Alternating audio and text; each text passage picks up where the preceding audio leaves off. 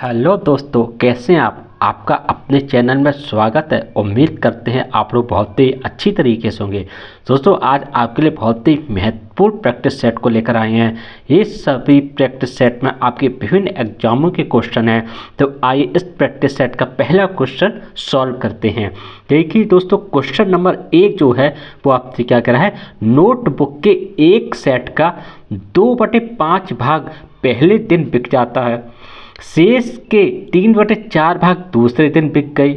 यदि अभी भी 75 नोटबुक शेष बचे हैं तो कितनी नोटबुक बिक्री के लिए रखी गई थी। ये आपका RPF SI 16/1/2019 शिफ्ट 2 में पूछा गया दोस्तों। तो कैसे से सॉल्व करेंगे आइए देखते हैं दोस्तों। तो दोस्तों इन्होंने आपसे कहा है नोटबुक से सेट का पहले दिन। हम मान लेते हैं दोस्तों जो नोटबुक है, यानी आपकी जो नोटबुक मान लेते हैं वो आप मान लेते हैं 100 है, ठीक है ना। अब देखिए इन्होंने कहा पहले दिन यानी फर्स्ट डे 100 का 2/5 भाग बिक गया, यानी 5 दूनी 10, यानी 20 हो गया। और ये कितना हो गया, 20 दूनी 40 हो गया, ठीक है ना। अब देखिए अब बची कितनी नोटबुक, यानी बची कितनी नोटबुक आपकी, वो बची आपकी 100 में से दोस्तों 40 बच गई तो निकल गई, तो कितनी बची आपकी 60 हो गई, 60 ही तो हो गई ना। अब इन्होंने क्या कहा कि यदि शेष के 3/4 भाग दूसरे दिन बिक गई, यानी इन्होंने क्या कहा कि 60 भाग, यानी जो नोटबुक का जो 60 भाग है वो दूसरे दिन बिक गया, यानी 60/3/4। ये कौन से दिन की है दोस्तों, सेकंड डे की है, ठीक है ना। अब देखिए 4 से कितनी बार कटा है दोस्तों, 15 बार कटा। कितना है दोस्तों, यानी कितना है जो दोस्तों, ये आ गया 45 बार। कौन सा, सेकंड डे आ गया दोस्तों। अब देखिए दोस्तों, अब इन्होंने क्या कही, कितनी नोटबुक बुक, यानी 75 नोटबुक शेष बची हैं।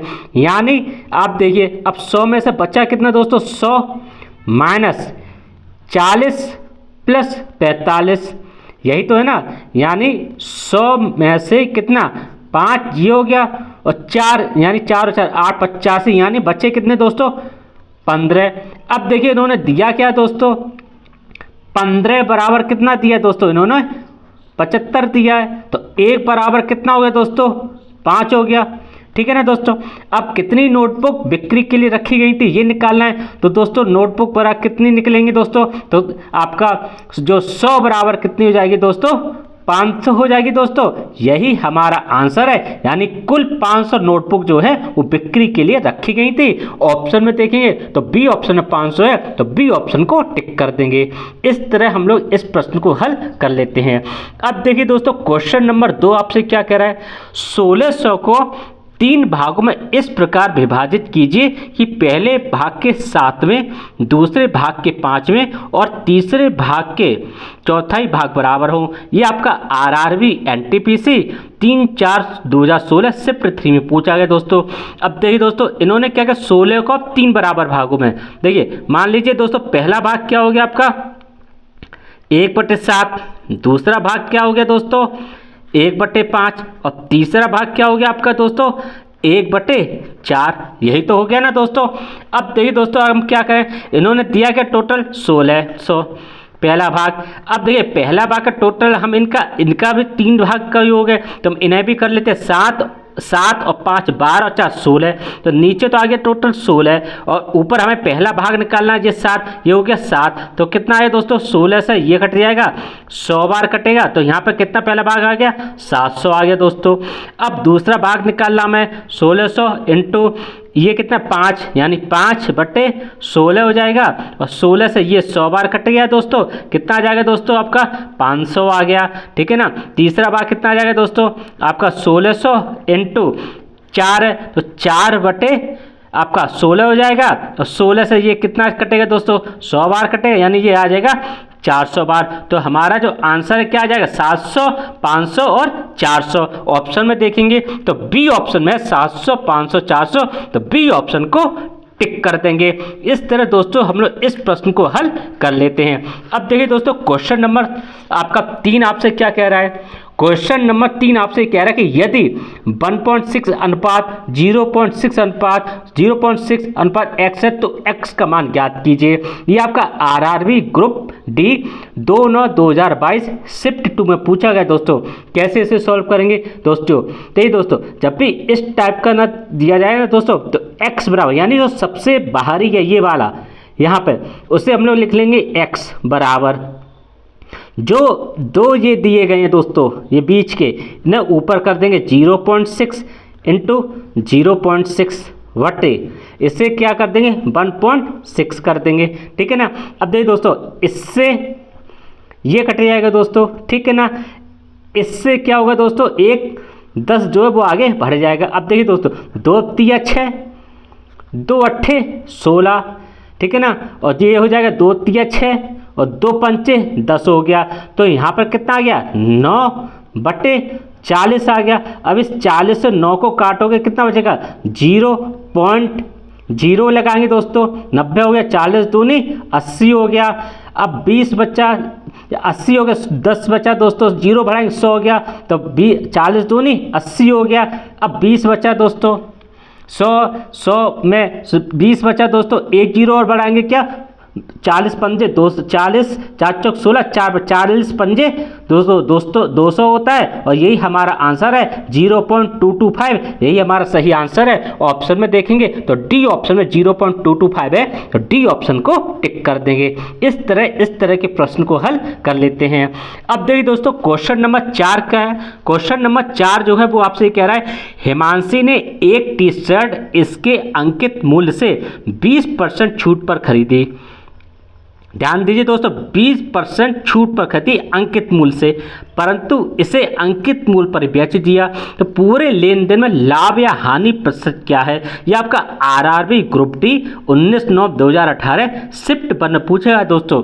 तो देखिए दोस्तों पहली चीज आप देखिए यहाँ पर आपको हो क्या रहा है दोस्तों प्रॉफिट हो रहा है।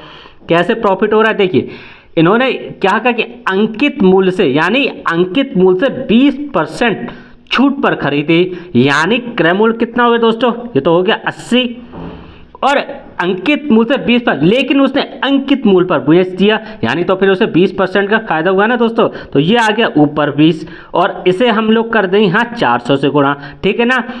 अब 20 चौक 80 हो गया दोस्तों 4 से इसे काटेंगे तो कितनी बार बच्चे जाएगा 25 चौकू 100 यानी 25% जो है उसे लाभ होगा। यही हमारा आंसर है। ऑप्शन में देखेंगे तो ए ऑप्शन में 25% लाभ है तो ए ऑप्शन को टिक कर देंगे। इस तरह इस प्रश्न को हल कर लेते हैं। अब देखिए दोस्तों क्वेश्चन नंबर 5 आपसे क्या कह रहा है। क्वेश्चन नंबर 5 आपसे कह रहा है कि दीक्षा ने एक परीक्षा में 58% अंक प्राप्त किए जिसके अधिकतम अंक 450 थे उसे कितने अंक प्राप्त हुए।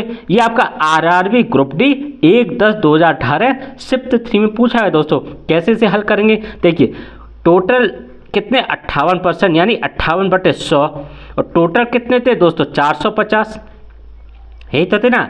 इससे ये कट जाएगा दोस्तों। ठीक है ना।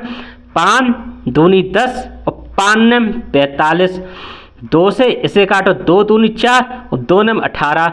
अब देखिए 9 का गुणा हम 29 में करेंगे 9 नम 81 हासिल लगा 8 9 दूनी 18 18 8 26 261 जो है वो अंक जो है उसे प्राप्त हुए हैं। ऑप्शन में देखेंगे तो बी ऑप्शन में 261 है तो बी ऑप्शन को टिक कर देंगे दोस्तों।